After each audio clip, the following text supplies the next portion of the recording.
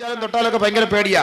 ബഹുമാനപ്പെട്ട ഉമർ അൽ ഫാറൂഖ് റളിയല്ലാഹു തആല അൻഹു ഇങ്ങനെ സ്ത്രീകളെ കയർത്ത് സംസാരിക്കുന്നത് കണ്ടുകൊണ്ട് ഇലാ ഹദറത്ത് റസൂലില്ലാഹ്, അല്ലാഹുവിന്റെ റസൂലിന്റെ ഹദറത്തിലേക്ക് വന്നിട്ട് പറയുകയാണ്, യാ റസൂലല്ലാഹ് വഇർനൻ നിസാഉ അലാ അസ്വാജിഹിൻ, നബിയേ തങ്ങളുടെ ഭർത്താക്കന്മാരുടെ മേൽ തങ്ങളുടെ ഭാര്യമാർ കയർത്ത് സംസാരിക്കുന്നു നബിയേ, അതുകൊണ്ട് ഞങ്ങൾക്ക് അവരെ അടിക്കാൻ അനുവാദം നൽകണം യാ റസൂലല്ലാഹ്. ഫറഖസ റസൂലുള്ളാഹി സ്വല്ലല്ലാഹു അലൈഹി വസല്ലം ബിളർബിഹിന്ന, സ്ത്രീകളെ അടിക്കാൻ അല്ലാഹുവിന്റെ റസൂൽ അനുവാദം നൽകി. പക്ഷേ അടിയങ്ങ് കൂടിപ്പോയി, ഗതിയില്ലാത്തടിയായി പോയി. ഒരു ദിവസം റസൂലുള്ളാഹി സ്വല്ലല്ലാഹു അലൈഹി വസല്ലം തങ്ങൾ മദീനയുടെ വീട്ടിൽ നിന്ന് പുറത്തേക്ക് പോയ സമയം പാതിരാ സമയത്ത് തിരിച്ചു വരുമ്പോൾ ലഖദ് താഫ ബി ആലി ബൈത്ത് റസൂലില്ലാഹി സ്വല്ലല്ലാഹു അലൈഹി വസല്ലം നിസാഉൻ കസീറുൻ യഷ്കൂന അസ്വാജഹുൻ. ബഹുമാനപ്പെട്ട ആയിഷ ബീവി മാത്രമാണ് വീട്ടിലുള്ളത്. റസൂലുള്ളാഹി സ്വല്ലല്ലാഹു അലൈഹി വസല്ലം തങ്ങൾ പുറത്തേക്ക് പോയി. മടങ്ങി വന്നപ്പോൾ റസൂലുള്ളാഹിന്റെ വീടിന്റെ ഉമ്മറപ്പടി മുഴുവനും സ്ത്രീകളാൽ വലയം ചെയ്യപ്പെട്ടിരിക്കുകയാണ്. ബഹുമാനപ്പെട്ട പ്രവാചകൻ ആയിഷ ബീവിയോട് ചോദിച്ചു, എന്തേ ആയിഷ ഈ സ്ത്രീകളെല്ലാം ഈ പാതിരാത്രി എന്റെ വീടിനെ വലയം ചെയ്തിരിക്കുന്നത്? ബഹുമാനപ്പെട്ട ആയിഷ റളിയല്ലാഹു അൻഹ പറയുകയാണ്, യാ റസൂലല്ലാഹ്, ഇവരുടെ ഭർത്താക്കന്മാർ ഇവരെ അടിക്കുന്നു എന്ന പരാതി പറഞ്ഞുകൊണ്ട് ഈ പാതിരാ സമയത്ത് അങ്ങയുടെ വീടിനെ വലയം ചെയ്തിരിക്കുന്നത്.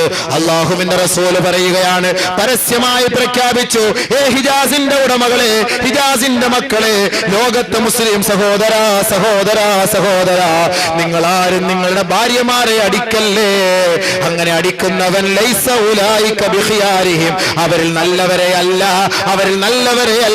അവർ നികൃഷ്ടരാണ്, നെറികെട്ടവരാണ്. അതുകൊണ്ട് നിങ്ങളുടെ ഭാര്യമാരെ നിങ്ങളാരും അടിക്കല്ലേ എന്ന് ആരംഭപ്പൂവായ മുത്ത് മുഹമ്മദ് മുസ്തഫ സല്ലല്ലാഹു അലൈഹി വസല്ലം അല്ലാഹുവിന്റെ റസൂൽ പറഞ്ഞു കൊടുത്തു, നിങ്ങൾ ആരും അടിക്കല്ല കേട്ടോ, നിങ്ങൾ ആരും അടിക്കല്ലേ. നബി തങ്ങൾ പറയാണ്, ഒരു രാത്രി 70ഓളം പെണ്ണുങ്ങളാണ് പരാതിയായിട്ട് വീട്ടിൽ വന്നത്. പാതിരാത്രി ഭർത്താക്കന്മാർ അടിക്കുന്നു എന്ന് പറഞ്ഞിട്ട് പരാതിയുമായി 70ഓളം പെണ്ണുങ്ങൾ, സ്ത്രീകൾ. ആലോചിച്ച് നോക്കി, എന്തായിരിക്കും അടിയപ്പോ? റസൂലുള്ളാഹി സ്വല്ലല്ലാഹു അലൈഹി വസല്ലമ തങ്ങൾ ഭാര്യയോടുള്ള കടപ്പാടിന്റെ പേരിൽ വീണ്ടും പറഞ്ഞു, ലാ യജ്ലിദു അഹദുക്കും ഇംറാതഹു ജൽദൽ അബദ്, അടിമയെ അടിക്കുന്നത് പോലെ നിങ്ങൾ ആരും നിങ്ങളുടെ ഭാര്യമാരെ അടിച്ചു പോകരുത്. സുമ്മ യുജാമിഉഹാ ഫീ ആഖിരിൽ ലൈൽ, ഭാര്യയെ അടിച്ച് മൃഗീയമായ നിലയിൽ വേദനിപ്പിച്ച് വീടിന്റെ ഏതെങ്കിലും ഒരു മൂലയിൽ ചവിട്ടി താഴ്ത്തിയിട്ട് അവന്റെ ശാരീരിക വികാരം പൂർത്തിയാക്കാൻ പാതിരാ കഴിഞ്ഞ സമയത്ത് വേദന കൊണ്ട് മല്ലിടുന്ന പെണ്ണിനെ പിടിച്ച് മലർത്തിക്കിടത്തി അവളുമായി ശാരീരിക ബന്ധം പുലർത്താൻ നാണമില്ലേ എന്ന് ലോകൈക ഗുരു മുഹമ്മദ് മുസ്തഫ സല്ലല്ലാഹു അലൈഹി വസല്ലം അവന്റെ ആവശ്യത്തിന് അടിച്ചങ്ങോട്ട് ഒതുക്കിയിട്ട് പിന്നെ കൊണ്ടുപോയിട്ട് ശാരീരിക ബന്ധം പുലർത്താൻ നാണമില്ല. എനിക്ക് അടിക്കരുത് ഒരു ഭാര്യയെയും ഒരു പെണ്ണിനെയും.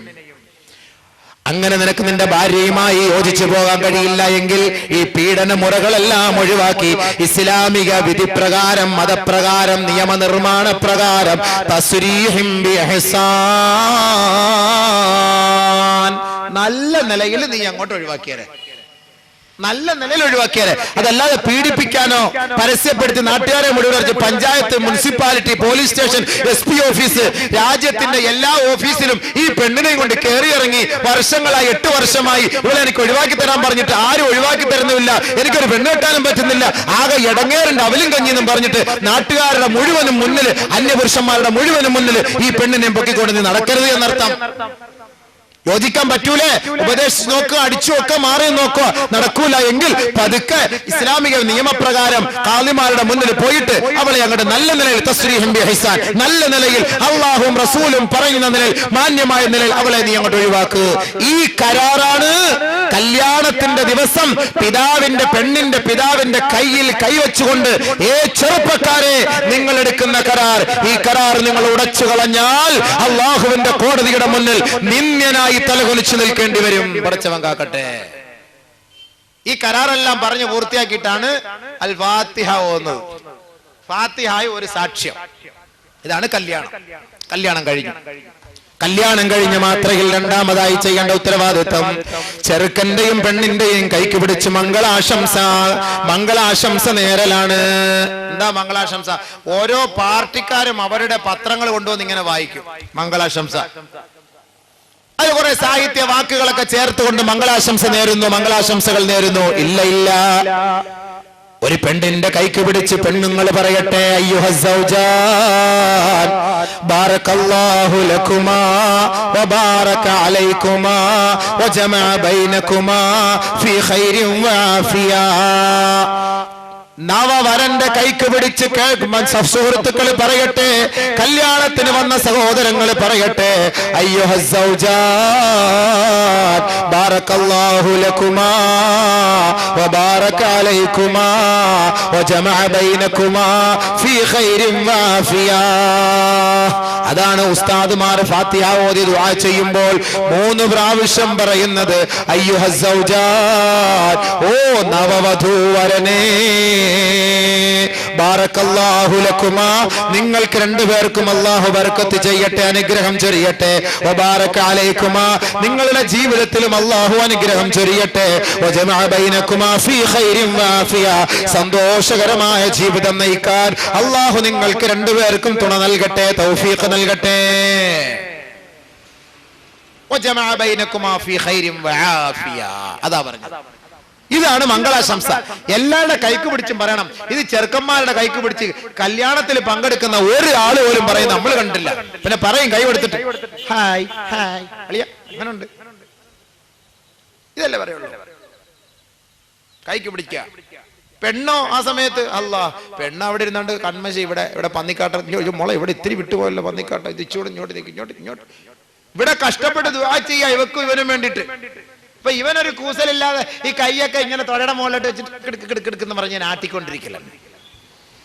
ഉത്തരവാദിത്തം വേണ്ടേ? ആമീൻ പിടിക്കുമ്പോ നിനക്ക് വേണ്ടിയാ ഇത്രയും പേര് ആമീൻ പിടിക്കുന്നത്, ആമീൻ പറയുന്നത്, നിനക്ക് വേണ്ടി ദുആ ചെയ്യുന്നു. എന്താണ്? ഇന്നലെ വരെ നീ ഏതോ കാടൻ ജീവിതം നയിച്ച് ഇന്ന് നീ ഒരു ഇസ്ലാമിക ജീവിതം നയിക്കാൻ വേണ്ടി കാലെടുത്ത് വെച്ചു. അങ്ങനെ നീ ഒരു ഭാര്യയും ഭർത്താവുമായി കഴിഞ്ഞു. നിങ്ങൾ രണ്ടുപേരുടെയും ജീവിതത്തിൽ എല്ലാവിധ ഖൈറും ബർക്കാത്തുകളും അല്ലാഹു ചൊരിഞ്ഞു തരുന്നതിന് വേണ്ടി ഞങ്ങൾ ഇത്രയും പേരെ സാക്ഷ്യപ്പെടുത്തി നിനക്ക് വേണ്ടി പ്രാർത്ഥിക്കുമ്പോൾ നീ കുറച്ച് കൈകളൊക്കെ ഉയർത്തി ഭവ്യതയോടുകൂടി അല്ലാഹുവിന്റെ മുന്നിൽ നെറ്റിയൊക്കെ ഒന്ന് കുനിച്ചുകൊണ്ട് നീ കരഞ്ഞുകൊണ്ട് ആമീൻ പറ. നിങ്ങളൊന്ന് ശ്രദ്ധിച്ചു നോക്കി. നിങ്ങൾ കല്യാണ വീട്ടിൽ പോകുമ്പോ ഈ ചെറുക്കന്റെ കൈ ആമീൻ എവിടെ കൈ ഇരിക്കുന്നത് ഇനിയെങ്കിലും നോക്കോ. ആർക്ക് വേണ്ടിയാ ദുആ ചെയ്യുന്നത്? നമുക്ക് വേണ്ടിയാ. ചങ്ങാതി നിനക്ക് വേണ്ടിയാ ദുആ ചെയ്യുന്നത്. നീ ഒന്ന് കാര്യമായിട്ട് ആമീൻ പറ. നീ കാര്യമായിട്ട് ആമീൻ പറയാതെ ഞങ്ങൾ മാത്രം പറയേണ്ട എന്താ കാര്യം? നീ കാര്യമായി ആമീൻ പറയാത്തത് കൊണ്ടാണ് കല്യാണം കഴിഞ്ഞ് 5-6 ദിവസം കഴിഞ്ഞിടം മുതൽ അടിയും വെള്ളപ്പൊക്കവും തുടങ്ങുന്നത്. കാര്യത്തിന് തുടക്കം അവിടെ നിന്നാണ്. കാരണം ബർക്കത്ത് കിട്ടിയില്ല, ഖൈറായ നിലയിൽ അള്ളാഹു നിങ്ങളെ ഒരുമിപ്പിച്ചിട്ടില്ല. നീ ആമീൻ പറയാത്തത് കൊണ്ടാണ്. അതുകൊണ്ട് ആത്മാർത്ഥമായി ആമീൻ പറ. കൈകൾ ഉയർത്തി പിടിച്ച് പടച്ചവനെ, തെറ്റായി പോയല്ലോ, ഞാൻ കഴിഞ്ഞ ജീവിതങ്ങൾ ചെയ്ത തെറ്റുകൾ എല്ലാം നീ മാപ്പാക്കി ഈ ഒരു നല്ല കുടുംബ ജീവിതം, അള്ളാഹുവെ ഭാസുരമായ ജീവിതം നിനക്ക് തൃപ്തിപ്പെട്ട നിലയിൽ അത് നടത്തി മുന്നോട്ട് കൊണ്ടുപോകാൻ തൗഫീക്ക് തരാൻ വേണ്ടി ആത്മാർത്ഥമായി ഒരു തുള്ളി കണ്ണുനീര് വീഴട്ടെ നിന്റെ കൈകളിലേക്ക്. അൽഹംദുലില്ലാ, ആ കുടുംബ ജീവിതം അള്ളാഹു ബർക്കത്തിലാക്കും. കല്യാണം കഴിഞ്ഞ ഉടനെ പെണ്ണെ, ചെറുക്ക, നിനക്കൊരു ഉത്തരവാദിത്തമുണ്ട്. ഈ ദുആ ചെയ്തതിന് ശേഷം, മംഗളാശംസ കഴിഞ്ഞതിന് ശേഷം ആദ്യ രാത്രിയായി മണിയറയിലേക്ക് കാലെടുത്ത് വെക്കുമ്പോ 2 റക്അത്ത് നീ ഒന്ന് സുന്നത്ത് നമസ്കരിക്കണേ. കൂടുതലൊന്നും വേണ്ട, 20 റക്അത്ത് തറാവീഹ് നിസ്കരിക്കാൻ നിൽക്കണ്ട, സമയമില്ലല്ലോ. എത്രയോ ദിവസം കൊണ്ട് 5ാം ക്ലാസ് മുതൽ പെണ്ണിനെ നോട്ടം വിട്ട് 10ാം ക്ലാസ് വരെ അഡ്ജസ്റ്റ് ചെയ്ത് കൊണ്ടുവന്ന് 12 വരെ നോട്ടം വിട്ട് 15ന്റെ അന്ന് കെട്ടിച്ചും തന്ന് ഇനി ഇവിടെ നിന്ന് 20 റക്അത്ത് ഇവിടെ നിസ്കരിക്കണം എന്ന് പറഞ്ഞ് നടക്കുന്ന കാര്യമൊന്നും അല്ല. അത് ഇത്ര നാള് കൊണ്ട് നമ്മൾ ഓടിച്ചിട്ട് പിടിച്ച കല്യാണമായത്.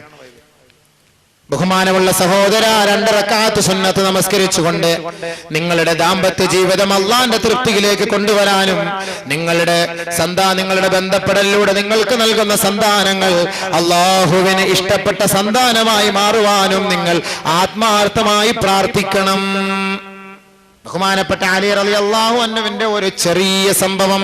ഫാത്തിമ ബീവി മണിയറയിലിരുന്ന് പൊട്ടി കരയുമ്പോൾ ഫാത്തിമ ബീവിയുടെ അരികത്തേക്ക് പോയിക്കൊണ്ട് റസൂലുള്ളാഹിന്റെ മരുമോൻ അലി റളിയല്ലാഹു അൻഹു പറയുകയാണ്, ഫാത്തിമ, എന്തേ ഫാത്തിമ നീ കരയുന്നത്? തറകാ ഫിറാശഹുമാ വഖാമാ ഫിദ്ദുജാ യതലദാനി ബി തഅതിർ റഹ്മാനി. ഫാത്തിമ ബീവി പൊട്ടിക്കരഞ്ഞപ്പോ അലി റളിയല്ലാഹു അൻഹു ചോദിച്ചു പോയി, ഫാത്തിമ നിന്റെ കരച്ചിൽ എന്തിനാണ് ഫാത്തിമ എന്ന് ചോദിച്ചപ്പോൾ അലി റളിയല്ലാഹു അൻഹുവിന്റെ മുഖത്ത് നോക്കിയിട്ട് പറഞ്ഞു, അല്ലയോ മഹാനവറുകളെ, ഏതൊരു ചെറുപ്പക്കാരന്റെയും അഭിലാഷമാണ്, ആഗ്രഹമാണ് അവന്റെ വിവാഹ ദിവസം ആദ്യ രാത്രി പങ്കിടുക എന്നുള്ളത്. പക്ഷേ എനിക്കിപ്പോൾ എന്റെ മനസ്സിൽ തെളിഞ്ഞു വരുന്ന ഒരു കാര്യം, നമ്മുടെ മക്കൾ, നമ്മുടെ സന്താനങ്ങൾ, നമ്മുടെ രണ്ടുപേരുടെയും ബന്ധത്തിലൂടെ അള്ളാഹു നൽകുന്ന സന്താനങ്ങൾ ലോക ജനതയ്ക്ക് മാതൃകാ മഹതികളാകണം, മാതൃകാ പുരുഷന്മാരാകണം. വഴിതെറ്റിപ്പോയ സന്താന പരമ്പരകളാകരുത്. നമ്മൾ മരിച്ചുപോയാൽ നമ്മുടെ മക്കൾ നമുക്ക് വേണ്ടി പ്രാർത്ഥിക്കുന്ന സ്വാലിഹീങ്ങളായ സന്താനങ്ങളായി മാറണം. മഹാനവറുകളെ, ഇന്ന് നമ്മൾ രണ്ടുപേരും ഒരു പന്തലിന്റെ കീഴിലാണ്, ഒരു കുടക്കീഴിലാണ്, ഒരു മണിയറയിലാണ്, ഒരു പുതപ്പിന്റെ കീഴിലാണ്. നാളെ ഈ ഫാത്തിമ ഒറ്റപ്പെട്ട ഒരു കുഴിക്കകത്ത് പോയി കിടക്കേണ്ടി വരും.